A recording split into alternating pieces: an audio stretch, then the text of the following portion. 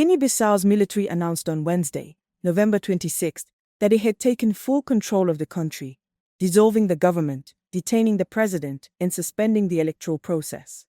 The intervention came one day before provisional results were expected from the November 23 presidential and legislative elections, and it immediately triggered competing explanations about what had unfolded and why.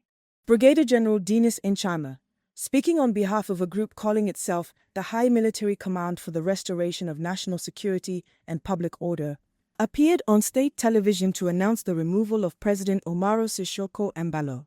He said the military acted to stop what he described as a plan involving politicians, a well-known drug trafficker, and both domestic and foreign actors seeking to manipulate the election outcome.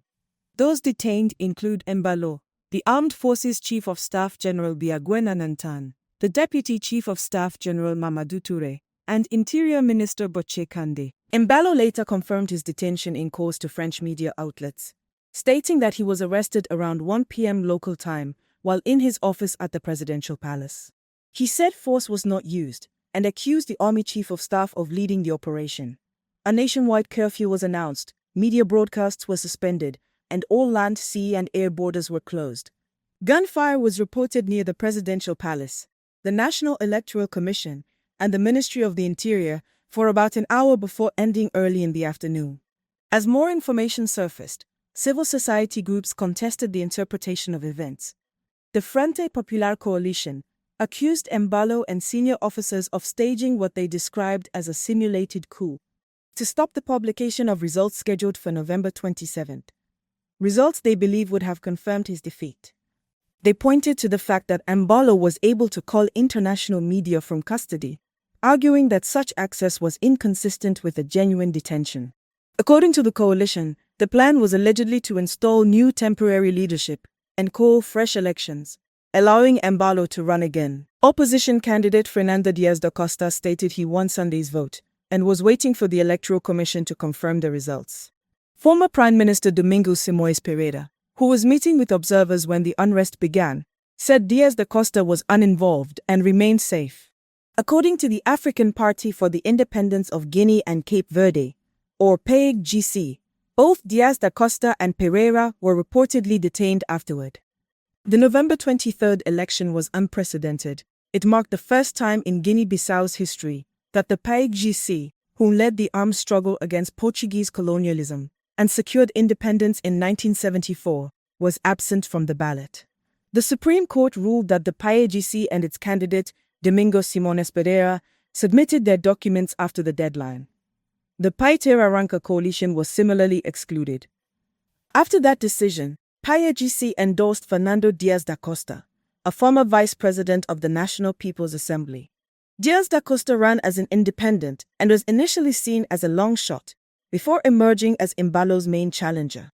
Political tensions were already high heading into the election.